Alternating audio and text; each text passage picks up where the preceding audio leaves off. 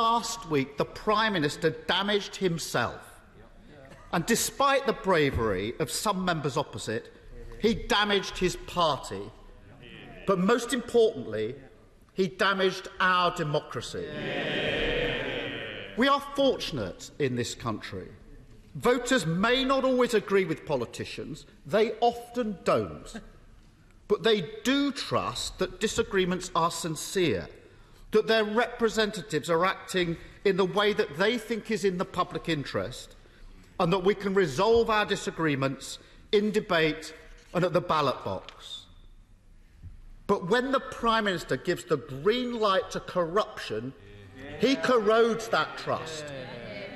When he says that the rules to stop vested interests don't apply to his friends, he corrodes that trust. And when he deliberately undermines those charged with stopping corruption, he corrodes that trust. And that is exactly what the Prime Minister did last week.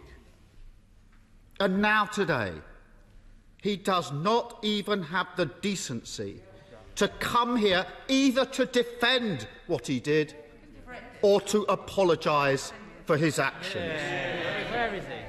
Rather than repairing the damage that he's done, the Prime Minister is running scared.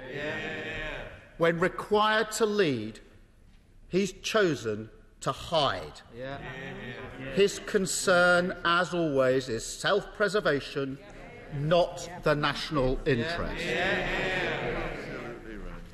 And it's time for everyone in this House, whatever their party, to draw a line and to send a message to the Prime Minister: enough is enough. We will not stand by while he trashes our democracy. The British people were let down, and the former member for North Shropshire was let down, used as a pawn in an extraordinary attack on our Commissioner for Standards. Threats to have money taken away from schools, hospitals and high streets unless members voted to undermine the Commissioner. Ministers sent out on the airways the morning after the vote to call for her to reconsider and consider her position.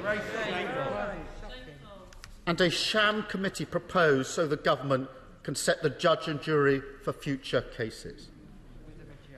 This was a deliberate course of action, but the government was caught off guard by the public outcry and they've climbed down. But, Mr. Speaker, this wasn't a tactical mistake, an innocent misjudgment swiftly corrected by a U-turn.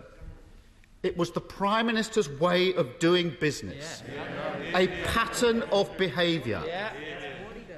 When the Prime Minister's visor on the Ministerial Code found against the Home Secretary, the Prime Minister kept the Home Secretary and forced out the advisor. When the Electoral Commission investigated the Conservative Party, the Prime Minister threatened to shut it down. And when the Commissioner for Standards looked into the Prime Minister's donations, the Prime Minister tried to take her down. Government corruption, there is no other word for it.